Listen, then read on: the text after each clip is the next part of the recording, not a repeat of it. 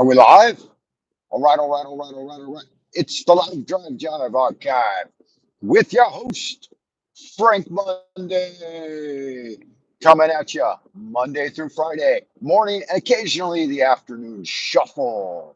I hope you're doing well on this Thursday, the 20th of October. So it's the octo month, like the octagon, like the Swissies up at the Eagle's Nest. Is it the Falcon's Nest or the Eagle's Nest where the Swissies have the octagon, the center of the black sun? I hope y'all good looking sex people are doing well today on this Thursday. Um, Wizard, warrior, wayfarer alike, whether you're wily, wisesome, or wandering about, you are welcome. Uh, it is the 84th day of the 100-day magical challenge, and I was listening to a audiobook program that just dropped by the Master Key Society here on YouTube. Definitely go check it out if you're interested in philosophy and that type of thing. The name of the audiobook they just put out is called The Science of Being. And it was released in 1923, or it was published in 1923. Not sure who by, I forget the name, some individual who sought to pontificate on the trueness of being. And it really reinforces everything I know about the Tao. It was discussing right off the bat a fourfold system of approaching life. And it had the shape of a pyramid as viewed from above, like a map shape. So a square and then a line coming in from each corner to meet at the center, thus forming like a top-down view of a pyramid. And at each of the four corners, they have an ideal. And then at the center, they had an ideal as well. I forget what the center one is now, but I could replace it with Tao and it would be just as applicable. See if I can remember the fourfold expression. It was the whole first part of the lecture was talking about the minuteness of simple actions, and really it brings us to that idea of focusing on your sphere of direct control and how each and every action should be approached with the same sincerity and genuineness of any other action. So something about mindfulness, right? Though those key words were not specifically mentioned, they talked about life being akin. They used the analogy. The speaker, forget the name. I'll have to look it up. I'll put the link down in the uh, description box or comment section. So they use the analogy of life being like a symphony, and in that it's a beautiful expression, multifold expression, very high levels of complexity and many things going on simultaneously. But they pose the question, isn't each note in the symphony just as important as the entire thing? And it's not meant to be done in a rush. It's meant to be an analog process. Think about if you're listening to a beautiful symphony and you're really flowing along with the expression of music, and it's quite beautiful and moving. And then there's one single discordant note. It would absolutely jar you out of your reverie, and you would notice it.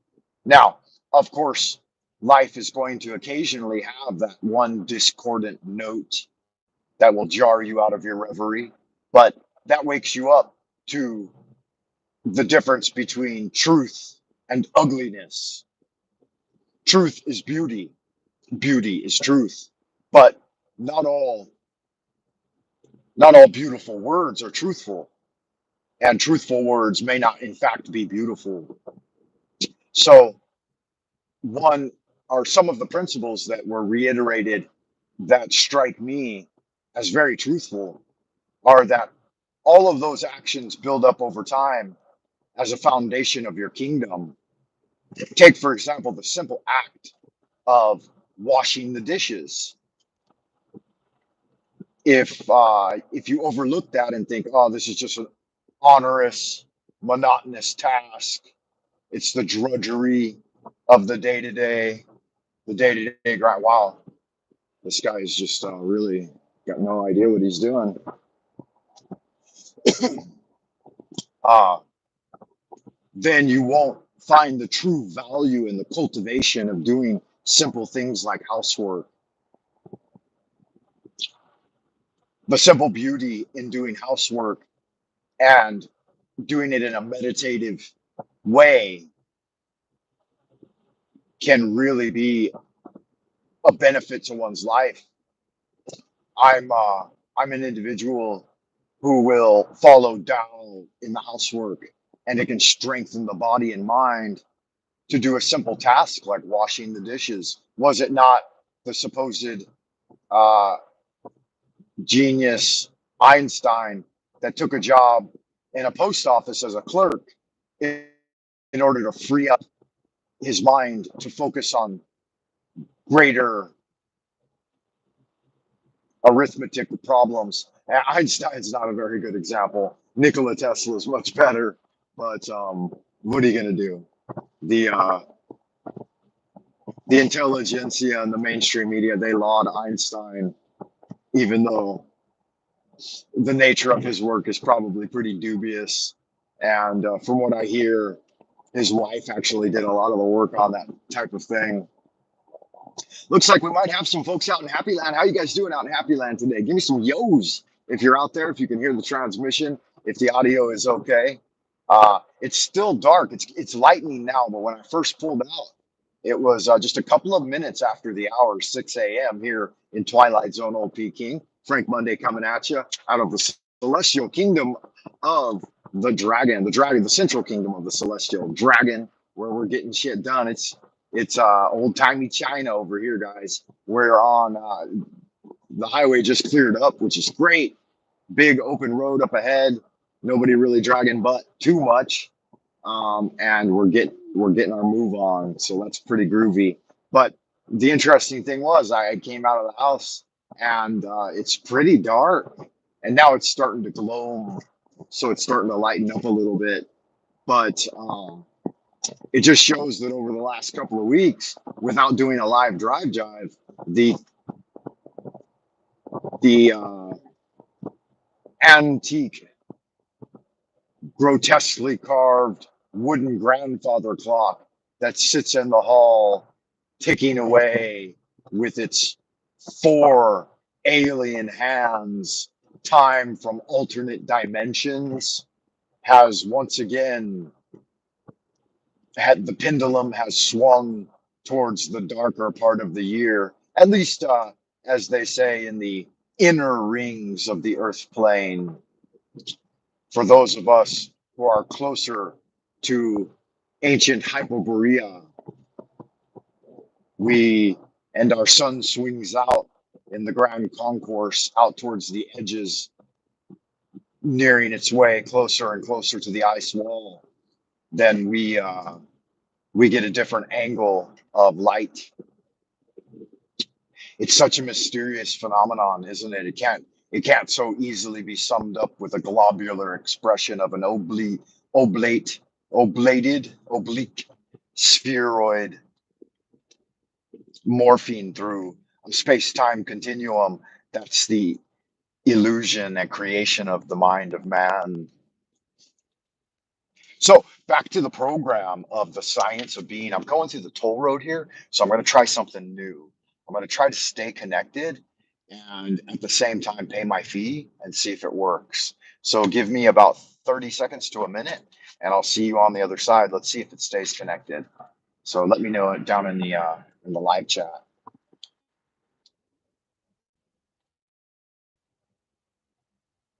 Nope, didn't stay connected. Hey, Crystal K is out there in Happy Land. How about now? Have we maintained a connection, Crystal? Are you still there? I thought it would probably blank out for a minute, but it looks like it might.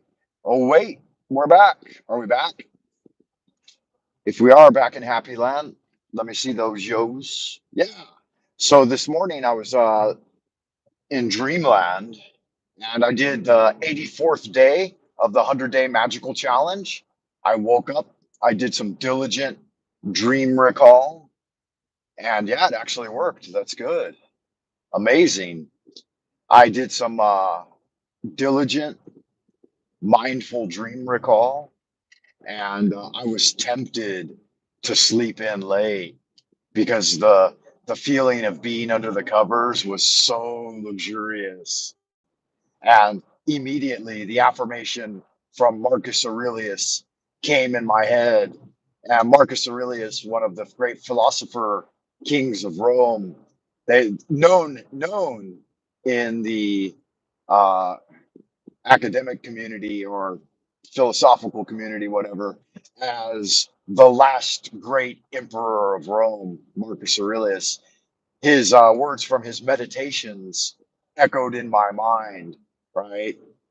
Are you made to hide under the covers, luxuriating in the warmth of night's embrace? Don't you see the ants and the birds out there getting it, getting the great work done every day unfailingly? Are you no more of a being or creature than they?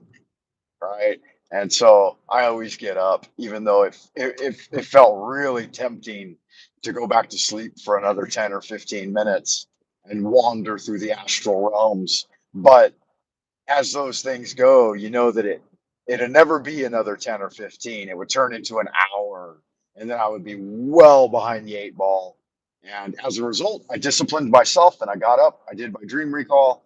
I did about 15 minutes of meditation, seated meditation. So if you guys don't know, I do the dream recall while still lying down and then cycle through all the images that I can recover from the astral realm as I awaken, right? And the lucid ones, and try to sort through the impressions of, the prophecies of the mind and what it means for the day or for whatever, whatever was addressed. At the guardian of the gate is always there, asking for my ticket. Do you have a ticket to return? And I show him the golden pass of an initiate. And he says, okay, you may take some of the gold coins back with you to the realm of the waking. And so I bring those things back, and then I'll just your basic sit up, right? Nothing special. You don't have to do anything funny with your legs. Just get the legs out of the way and do a basic hand posture around your low dantian, and then just sit there and enjoy that rhythmic breathing that you do throughout the evening, right? Because your breathing while you sleep will typically return to a very natural pattern. And so enjoy that natural rhythmic breathing for a while in meditation. And, you start all over at card 0 in the major arcana. The fool's journey has begun once again. And that little voice creeps in, must we go round again?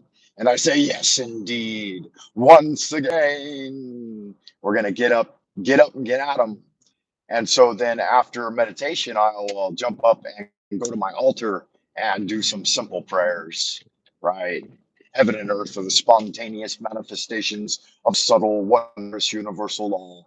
As the original oneness expresses itself and subtle energies become distinctly divided. Our bodily caves are brightly illuminated by the mysterious light from the three sources, our three Dantian bridge points leading to immortality.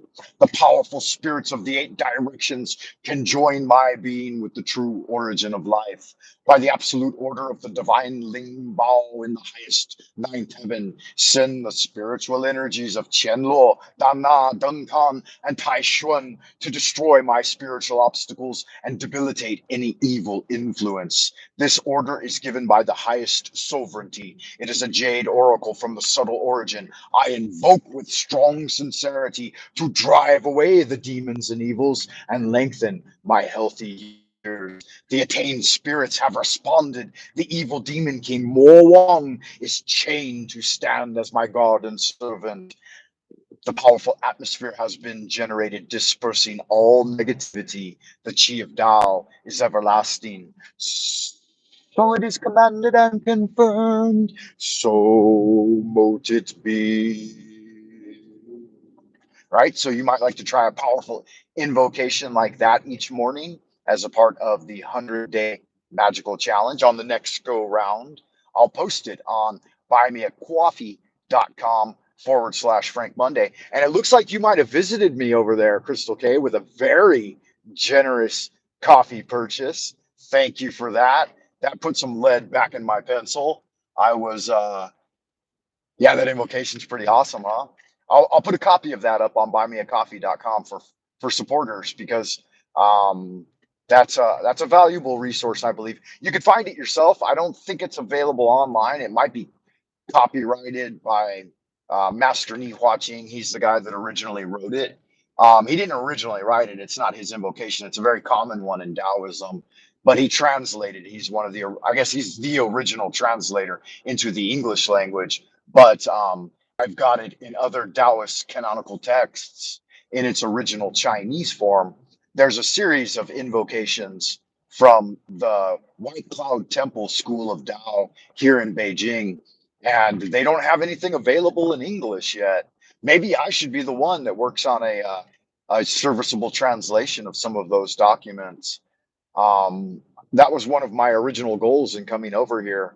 Not to translate it from Chinese into English, but to learn to get my Chinese good enough that I can do those invocations in their original language while visualizing the characters in my mind as I did them. And so, yeah, that's a big part of it. And I've achieved all that I've set out to do. In fact, invocations that I learned in Chinese when I was just a young man, like in my teen years, I've come over here and seen carved on stone tablets in temples, right? Like the powerful one of the thunder god, the Chinese thunder god, Lei Shen. It's 指天应元来上不发天尊，指天应元来上不发天尊，天尊天尊天尊。Yeah, so don't use that one unless you're got a little bit of initiation into the Taoist system, which now has, since I've been here, that's become what my goal is, to write a serviceable workbook on a synthesis between the Grand Oriental mystery tradition and the Western esoteric mystery tradition, and synthesize those into a book similar to Donald Michael Craig's book on 12 Lessons in High Magic. That's a really good source to start with. So yeah, Modern Magic by Donald Michael Craig, that initiated a lot of people from my generation into the basic practices of magic and through the Kabbalah. So yeah, thank you. That's very kind and generous of the supporter, and I'm suspicious that it may be one of you out there in Happy Land who did that. A very generous coffee purchase over at www.buymeacoffee.com/Frank Monday. Thanks for that. Appreciate that. Yeah, that's very kind. So, in the big great darkness of being banned here, my VPN blocked for 20 days, was it? 19 days, pretty much up until even today. I don't know if it's going to connect if for any given length of time. And I read in an article recently that like various like schools themselves, they have the ability to block people's VPNs. And I've noticed that the VPN's been working the last couple of days on the drive into work, but as soon as I get to the school, it's blocked. And so I wonder, it's just very curious to me what technology they would be using to block an independent VPN. And I don't even use the school's Wi-Fi. I use my own phone's, data package. And so it really baffles me that they're able to block my VPN when I walk into the walk on campus. But it is what it is. So it means that I can't check the comments and respond to emails and stuff. But I have been able to connect and live stream the last couple of days. So that's exciting, right? I was talking about this morning when I first headed out on my drive about the Master Key Society just released a new audio book. I mean, it's not new, it's from 1923, so it's 100 years old this year coming up. And it's called The Science of Being. It just dropped like 8 or 9 hours ago, and I was listening to it, and it's really wonderful. And so I was discussing the tenets in it, and it's amazing how once you've studied Hermetic science for a while, like everything else that comes out or you hear about later, it's going to find a way to be organized into the pigeonhole system of the tree of life and magical understanding. It looks like someone else is out there in Happy Land. Hey, free gift from God's out there. If I remember correctly, free gift from God, you are Frank out in Jersey. And I think that is correct. Is that right, sir? So Crystal K, it's good to see you. It's nice to know that I know you said that you often comment a lot in the live chats, but you're often out there listening and keeping up with the notes. And from what I understand, you are participating in the 100-day magical challenge. So that's good magic right there. Thanks for that, Crystal. I appreciate you. I appreciate you being there. Yeah, that's right. Frank here on set in the house. So Frank, I was talking about a new audiobook released by um what is it called? The Master Key Society. They have a channel here on YouTube, and they do a lot of the old Hermetic books from like 100 years ago, and you're like early 20th century, so 19th and 20th century writers. Those are kind of those are my forte. That's where I like to do my exploration. I feel like there was a higher level of expression back then. Some of it's not always as approachable to the modern day reader, but I started on them when I was young. Like the guys who were translating 15th century manuscripts from the Renaissance, the magical Renaissance of Europe, into at the time modern English in the Americas due to a spiritualist movement called transcendentalism. So we had great writers in America like Margaret Fuller and Henry David Thoreau, Ralph Waldo Emerson, and so on and so forth. And so those guys kind of led the charge in um, in Solve et Coagula, right?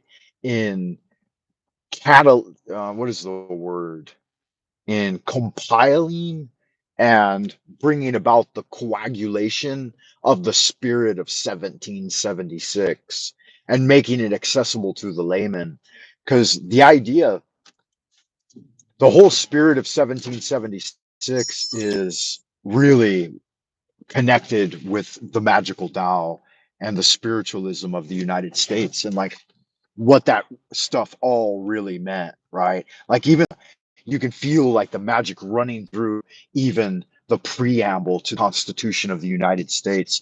We, the people of the United States of America, in order to form a more perfect union, union what, right? Union with God, and establish these truths to be self-evident that human beings have inherent divinity and inalienable rights, right? And then they went on to list those inalienable rights: the freedom to worship whatever pantheon you subscribe to, the freedom to express whatever idea you feel embodies the truth, right? The freedom to have privacy in your communications, and not to be unnecessarily molested or harassed by the government, the freedom from taxation without representation, the freedom to defend yourself to the death if need be, not only your life, but your honor and your property. You know, if someone dishonored you publicly back in the day, the freedom they were talking about was you could whip out a pistol and shoot them. You know, man, you do me dishonor. Either recant and apologize, or there'll be a duel. Draw your pistol, sir, and that type of thing. I mean, that's what they were talking about, the real divinity of man, the real inherent spark of divinity beating within the breast of every human being, man, woman, and child. Crystal K says, haven't been 100% participating, but I started doing the LBRP, memorized the major arcana, and began doing dream recall, reading books you recommended, etc. It's been good. Good, Crystal. Then you're an initiate, man. You don't have to hit every single day. I mean, like I said, I like to break it down to as simple as possible. And I've uh, I've I've illustrated that the fulfilling the requirements of the 100-day magical challenge are just really simple. The three-step process: waking up, doing mindful dream recall if there were any dreams, right? And then going straight from the bed and sitting upright into meditation for a few minutes, and then jumping up and doing some prayer or invocation, affirmation, and so on and so forth. And that's it. That's just the threefold simplified streamlined process. And if you miss a couple of days here and there, then you're not failing in the magical challenge, because it's the intention to do magic that makes it real. I remember, I'll tell you guys a real quick story because we got a little bit of time as I enjoy my JP Farrell here. Um, when I was a boy and I started my exploration into those magical texts, and I was reading through probably an Arthur Edward Wyatt book or possibly McGregor Mathers.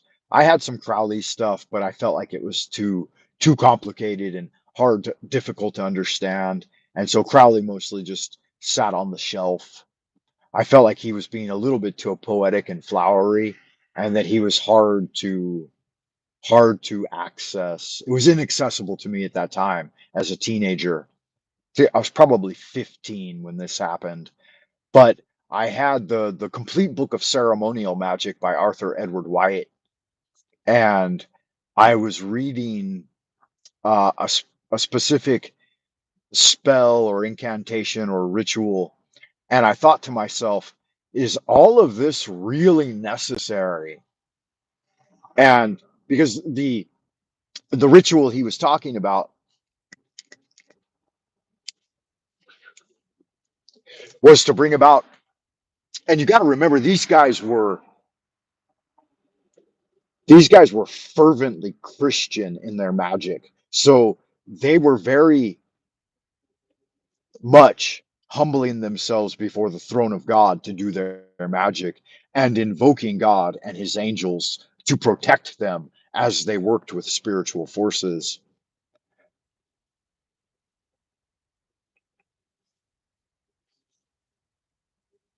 Mm. That happens with greater and greater frequency, Crystal. Crystal says that she's been experiencing a lot of synchronicity or echo effect of the collective mind, the hive mind, reiterating things she says or echoing things. Yo, yo, yo, Frank, free gift from God out there in Jersey, Frank out in Jersey.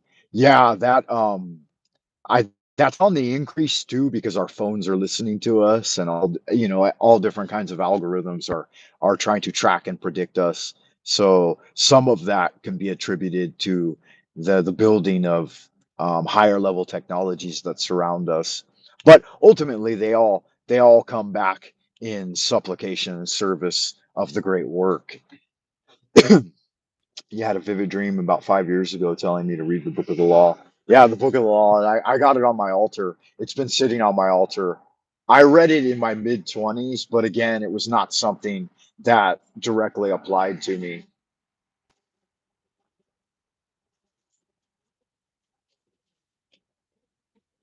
Mm, that's good that you're tapping into that natural magic that I was just getting ready to talk about and tell you a story about. Uh, so I was reading through the complete book of ceremonial magic by A.E. Wyatt, and it had, you had to get a virgin woolen robe of pure white, and you had to have your magical wand that was cut from a willow tree under a full moon in one go, with an athame that you had crafted from steel and written the specific angelic names on, and all of these things. And I thought, God, this is an arduous process. If you need all of that just to get started on magic, I said, this is inaccessible to almost anyone, right? Unless you're a part of a magical society that can procure and do these things. And I thought some of it was dated too, that these were guys who were living in post Victorian era um, societies and townships like Providence, New England, and Boston, and they had the natural world, giant trees and beautiful nature all around them, and it was prior to the great culling of nature by the robber barons. And so, you could be out walking around at night, and a mountain lion would walk through town, or a bear would walk by your house or something. And so it was a much different environment than we live in today. And I thought, okay, you could go about it in this old school way. And then something came to me, a spirit of the true spirit of magic came over me and let me know. And just my young mind of creativity and sincerity. But I knew at that moment that it wasn't about all of those things, that acquiring those magical implements, the accoutrements of the Magi, so to speak, were just a kind of, at the time I thought they were a kind of decadence, a dalliance, a the flowers on the life of tree. They weren't the root of the thing. And I thought, okay, so what is the root of the thing? What's the root of natural magic? And can these rituals be achieved just by visualization in the mind? And like I said, that spirit of gnosis and intuition as a young man came over me, and I realized the connection to Chinese kung fu, and I knew that it was E. The Chinese word is E, and it means intention. And I've only later discovered that the Greek word or the Latin word is volantia, and it means the gentle, persistent focus and concentration of the mind, like mindfulness on a single thing or a single outcome. And that the E, it was the intention, the will of the Magi that made the magic real, not the accoutrements. And so I really wanted the result of this one ritual in that book. The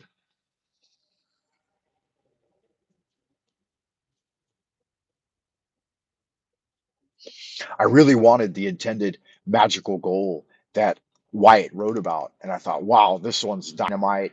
I want it. And I thought, okay, if I want it and I put my focus on it and I read through this ritual and then go back through the ritual, imagining all of the accoutrements, doing Solomon's circle and having the triangle of art with its dark mirror and summoning the various spirits and calling out their names, right?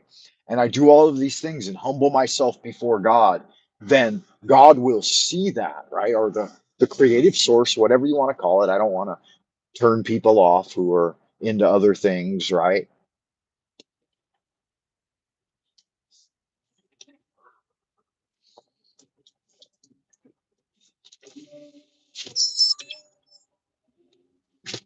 Because some people here, their skin crawls at the mention of the God, right? They would much rather be sucking on the tit of the Gov, and they think the Gov is the new God. So they get excited when I say that. But anyway, back to the point of the story.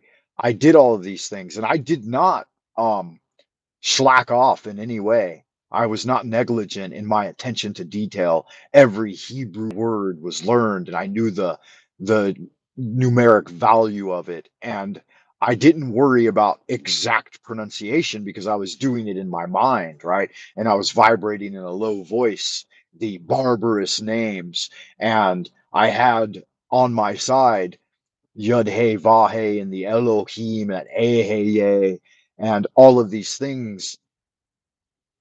within the sphere of the mind, within the astral temple. And I am working on that document, guys, and I got a good video coming up in the future about building your astral temple. Right. So going from the gateway of Malkuth into Yasad, the astral sphere, and being able to impress upon the etheric these real and tangible magical implements, the magical weapons as they were. And so I sat there in meditation and I did this whole ritual, and a golden light overcame me. And I was filled with golden light.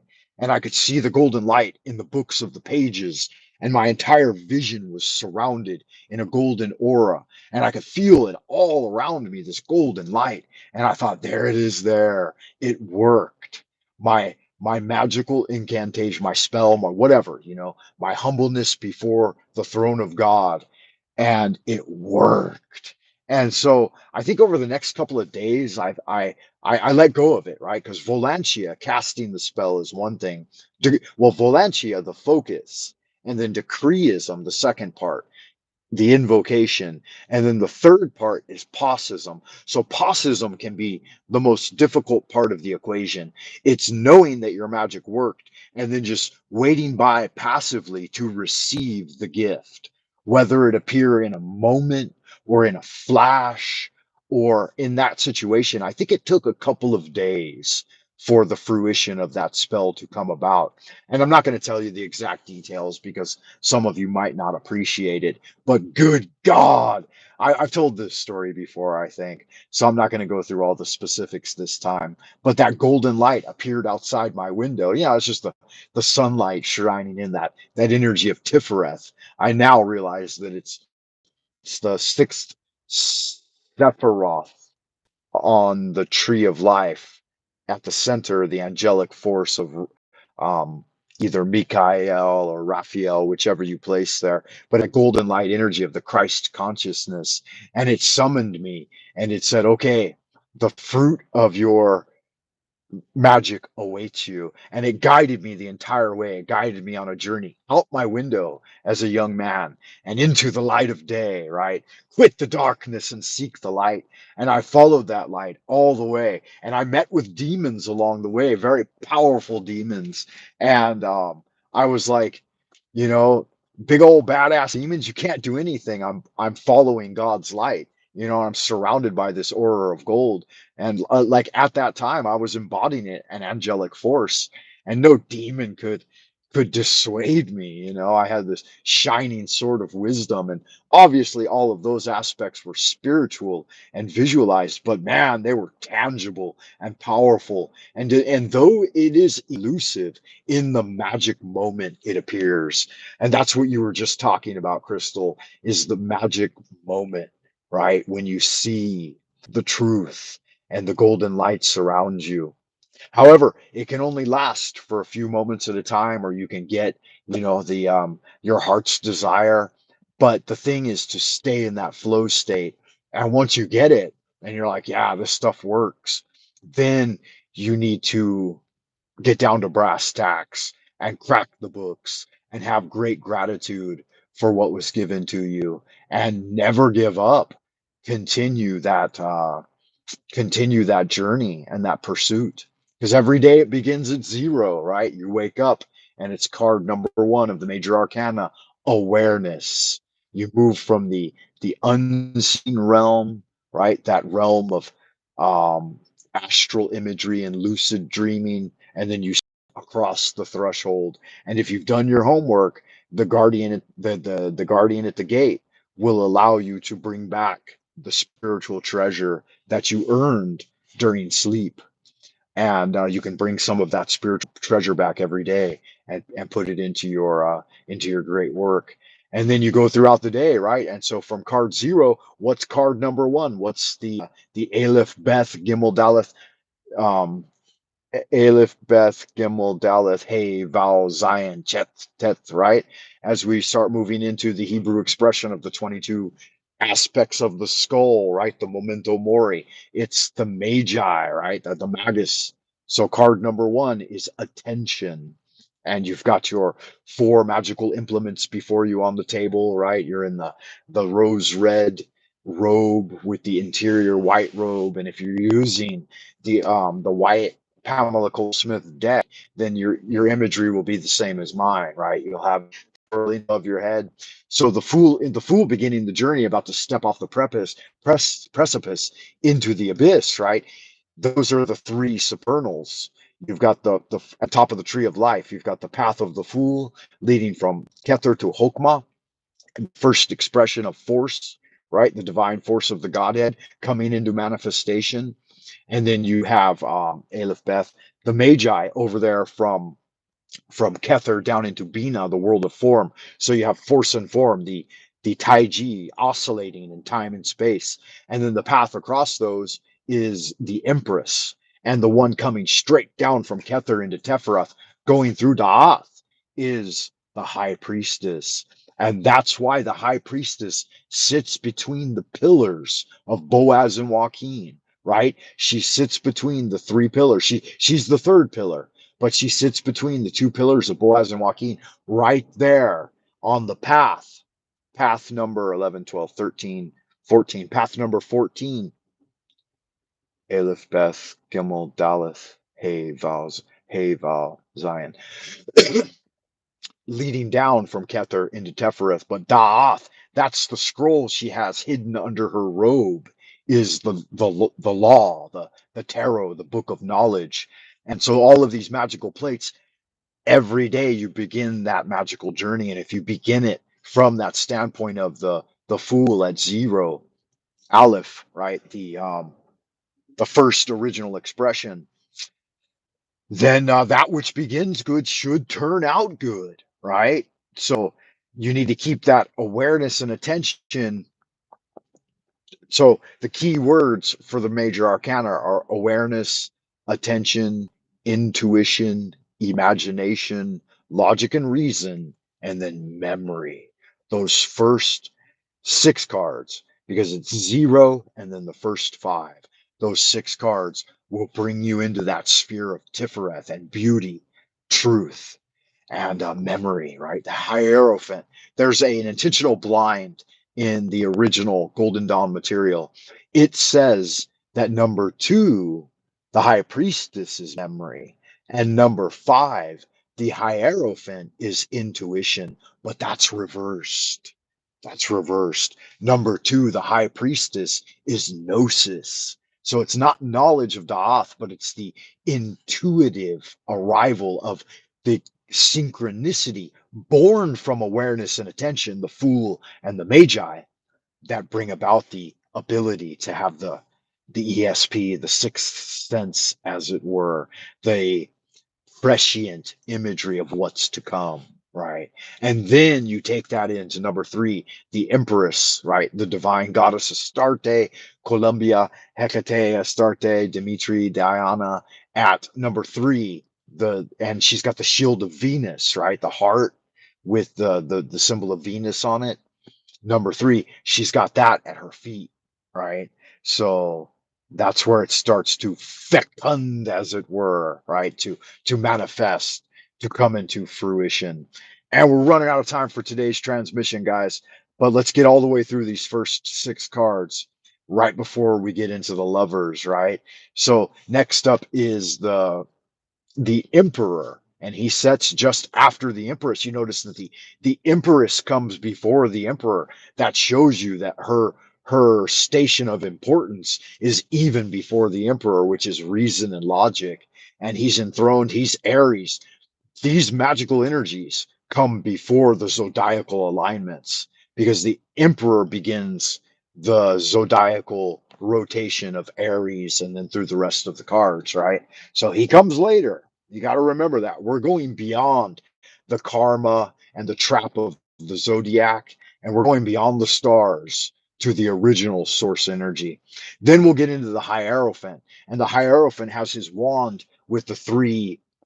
It's got the Ankh at the top with the three crosses. So it's a crucifix, but it's not. It's a wand, it's a staff that has the three armed cross on it. And those represent the three negative veils on the tree of life, right? And that's why his card is memory, because he has all of the encoding and the accoutrements of the doctrine and dogma, and the accoutrements of the doctrine and dogma of the spiritual tradition of the Western mystery tradition hidden in his gift, right? The keys at the bottom, right? Through the gates of the silver key, and his robe with its I won't get into the deeper symbology there, but I will tell you that there's the veil from Malkuth to Yesod, the astral, and then there's the veil from the one that goes under Tifereth, and then the one that goes through Daath. So there's those three veils: the abyss, and then the chasm, and then the guardian of the gate, right? So we'll leave that higher level esoteric transmission for a later date because we've run out of time for today. Thank you for tuning in. Thank you for your wonderful gift over at the buymeacoffee.com webpage /Frank Monday. That really took me out of the darkness. Yeah, you're late, man. Good to see you, Chris A. Thanks for tuning in. This is the end of a transmission. I've missed you guys, Chris. The VPNs have been blocked for like the last 20 days, and I am doing well, man. I'm struggling with life, but I'm keeping up the good fight. Is Asmodeus the gatekeeper? He could be, right? Karanzon. There are various gatekeepers. You can call them by any names, but attaching names too early on is not a good idea. You want to do the exploration until the name appears to you. All right. Sometimes they'll whisper it in your ear, and then you'll know that it's legit, that you got the key through hard work, not through fantasizing about it in literature. Um, Thank you so much, Crystal. I really appreciate that. Chris, it's really good to see you guys. They've been blocking the VPNs, guys. So I haven't shaved and I haven't gotten a haircut as a form of civil disobedience, right? And I'm not taking my tests regular. I'm waiting till like the third or the fourth day and being like, oh, really? I'm supposed to take one every day, and acting like I don't know what the fuck's going on because I mean, we have to push back against tyranny at some level. Thanks for tuning in, guys. I really appreciate seeing you again. I really miss so much being able to live stream when the VPNs are blocked. It's such a bummer. So if you've tried to send me an email or you've tried to communicate with me, they're just now it looks like it might be opening up again. So fuck, thank God for that, right? Guys, I gotta run. Thanks for tuning in, y'all. Good looking, sexy people out in the happy land. As above, so below. I will see you in the abodes of the future, come hell or high water, and do good magic. Until next time, Frank Monday, signing off.